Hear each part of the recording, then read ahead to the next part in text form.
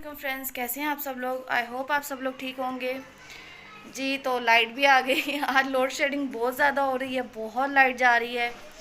और मैं थोड़ी देर पहले ही सो के उठी हूँ। असर का टाइम हो गया, आज मैं लेट उठी, मेरी ज़ोहर की नमाज़ भी चली गई क्योंकि सुबह लीज़ा को भेजा और मैं ख़ुद नहीं गई क्योंकि इसकी कोऑर्डिनेटर आज छुट्टी पे थी, वो ख़ुद नहीं आई थी। तो मैंने कहा फिर मैं आज नहीं जाती और कल जाऊँगी, कोशिश करूँगी कल चक्कर लगाऊँ स्कूल में।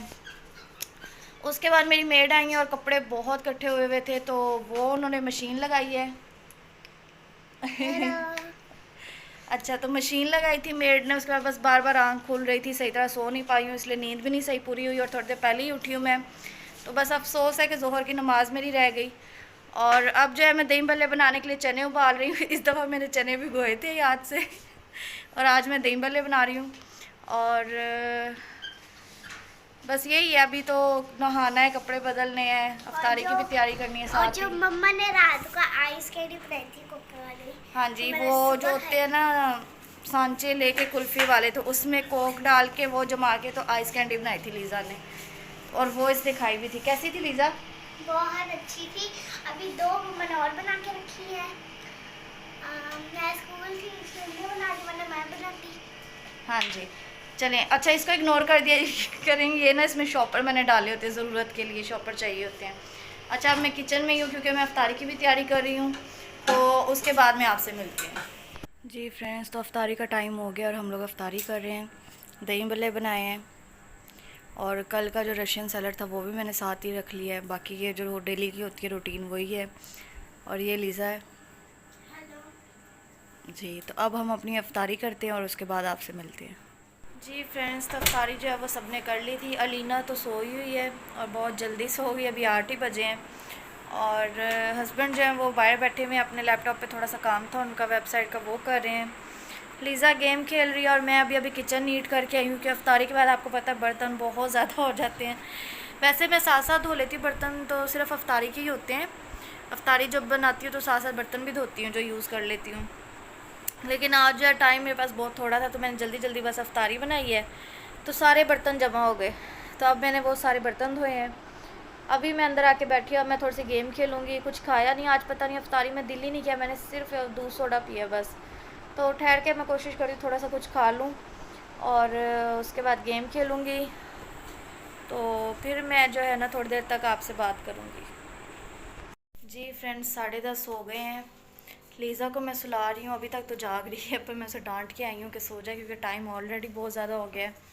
और अलीना वैसे ही लेटी हुई है और हस्बैंड जो है वो ऊपर डॉग्स को खाना डालने गए हैं, तो उनके लिए वो स्पेशल गर्दने या फिर कोई पंजे वगैरह ला के तो घर में ही बनाते हैं, और वो ही बनाते और वही डालते क्योंकि मुझे बहुत एलर्जी है, मैं हाथ भी नहीं लगाती हूँ पंजों को।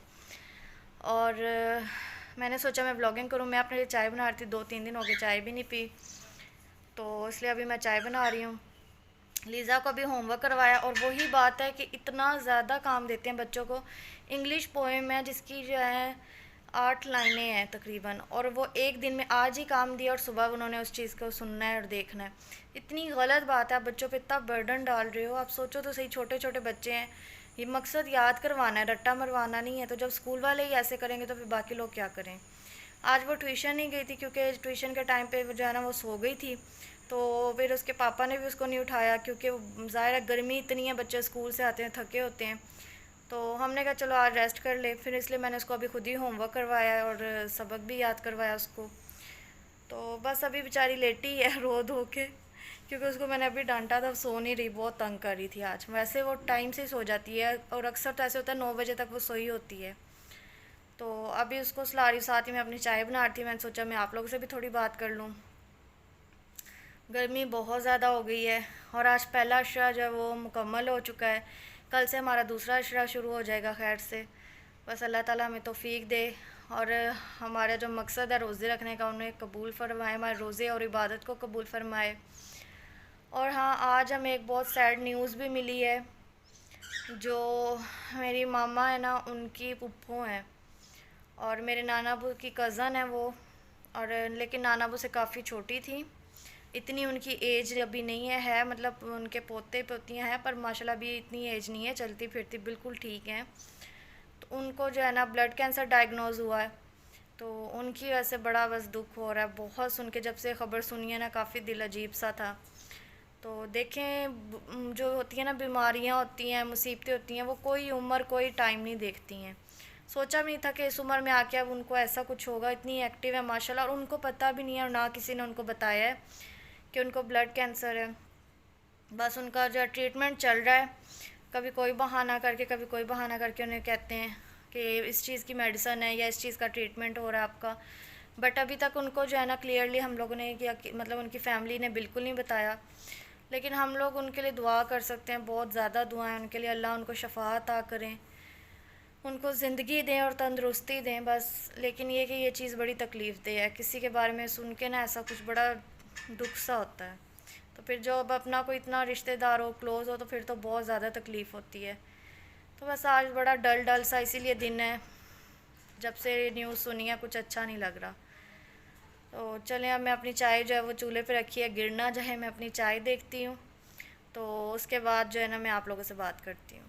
और ये जो बार बार हाथ मेरा हिल रहा होगा, तो कैमरा अगर थोड़ा हिल रहा है, इस चीज़ को आप इग्नोर कर दीजिएगा।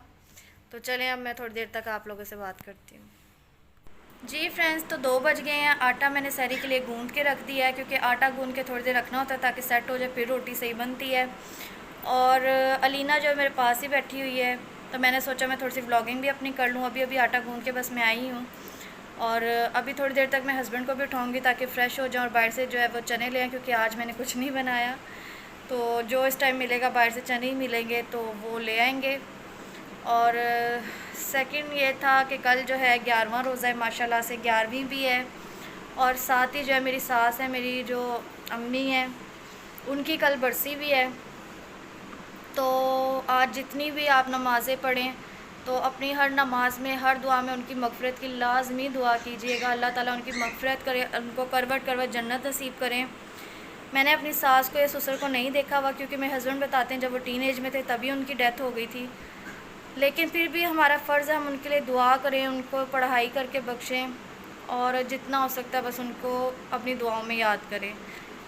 तो बस हम भी इसीलिए आज ख़त्म भी दिलाएंगे इंशाल्लाह, और जो भी दिलाएंगे वो भी मेरे हस्बैंड उठते हैं तो मैं उनसे पूछ के डिसाइड करके कल ही आपको बताऊंगी क्या ख़त्म दिलाना है। और ये है कि कल सारा दिन बस उनके लिए जितना हो सकता है आप लोग दुआ कीजिएगा। मैं भी कोशिश करूँगी, मुझसे जितनी पढ़ाई हो सकी मैं उनके लिए पढ़ूँगी भी, दुआ भी करूँगी। अल्लाह ताला उनकी मग़फ़िरत फ़रमाए, उनको जन्नत में आला मुकाम दें और उनकी बख्शिश करें, और रोज़े क़यामत उनको सुरखरू करें। आमीन सुम्मा आमीन।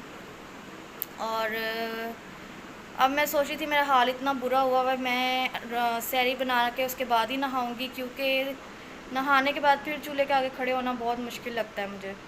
तो जब ये इनको सहरी करवा के जब ये सब सो जाएंगे, नमाज़ वगैरह पढ़ के, उसके बाद ही मैं नहाऊंगी, क्योंकि आज मेरे सोने का कोई प्लान नहीं है। जब मैं सोती हूँ और 1 घंटे बाद लीज़ा को स्कूल के लिए जब मैं भेजने के लिए उठती हूँ ना, तो मुझे बहुत मुश्किल लगता है, और 1 घंटे बाद जो उठना मुश्किल है, इसलिए मैं उसको भेज के स्कूल छोड़ के उसके बाद सुकून से सोऊंगी।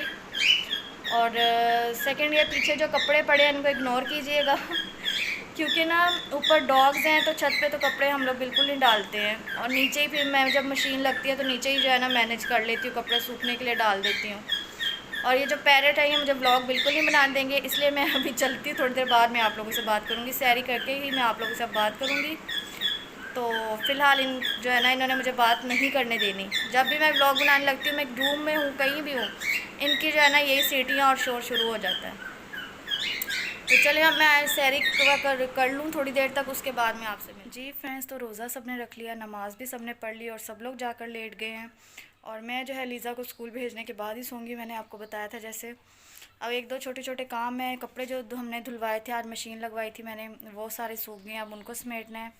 ये देखेंगे सारे कपड़े पड़े हुए हैं, ये सब समेटने हैं। 1-2 छोटे छोटे इसी तरह के काम है। डस्टिंग भी मैं सोच रही हूँ कि अभी ही कर लूँ। और अभी मैं टेरेस पे बैठी हुई हूँ थोड़ी देर के लिए, क्योंकि इतनी प्यारी हवा चल रही है, इतनी अच्छी हवा है, और साथ साथ परिंदों की आवाज़ जो है वो भी बहुत प्यारी लग रही है। टेरेस पे अंधेरा है, इसलिए मैं आपको अंदर आके थोड़ा सा बता देती हूँ। तो बहुत परिंदों की अच्छी आवाज़ आ रही है, और थोड़ी ही देर में जो है रोशनी भी हो जाएगी। तो मुझे ये टाइम बहुत अच्छा लगता है, जब हल्की हल्की रोशनी होती है, ठंडी सी हवा होती है, परिंदों की आवाज़ आती है, तो बहुत अच्छा लगता है। ये मेरा टेरेस है, ये देखें। अच्छा, कपड़े धोने का सेटअप बाहर ही है, क्योंकि ऊपर डॉग है, मैंने आपको बताया था। तो ये जाली वाला दरवाज़ा, इसको हम बंद करके अगर यहाँ पे मौसम अच्छा और थोड़ी देर बैठें तो बहुत रूम ठंडा और अच्छा हो जाता है। और ये दूसरा दरवाज़ा है। अच्छा, तब मैं थोड़ी देर बाहर बैठूँगी, उसके बाद अपने छोटे मोटे काम है वो करूँगी, और उसके बाद नहाना भी है। तो मैं सोच रही हूँ नहा लूँ, क्योंकि दिन में फिर मुझे टाइम नहीं मिलता, नमाज़ वगैरह पढ़नी होती है, पर तस्बीह वगैरह अपनी करनी होती है थोड़ी सी, और बस छोटे छोटे काम होते हैं। इफ्तारी का टाइम हो जाता है, टाइम का पता ही नहीं चलता। तो बस मैं ये सब करके अब जो है ना फ्री हो जाऊँगी, फिर मैं लीज़ा को स्कूल भेजूँगी और उसके बाद ही सोऊंगी। तो अब मैं चलती हूँ, मुझे दुआओं में याद रखिएगा। आप लोग सबको दूसरा अशरा बहुत बहुत मुबारक हो। अल्लाह ताला इस पाक रमज़ान के सदक़े, इस पाक महीने के सदक़े आप सब लोगों की दिली मुराद जो है वो कबूल करे, और मुझे भी अपनी दुआओं में याद रखिएगा। कल मैं आपको लोगों मिलूँगी एक नए व्लॉग के साथ। तो चलती हूँ, दुआओं में याद रखिएगा। अल्लाह हाफ़िज़।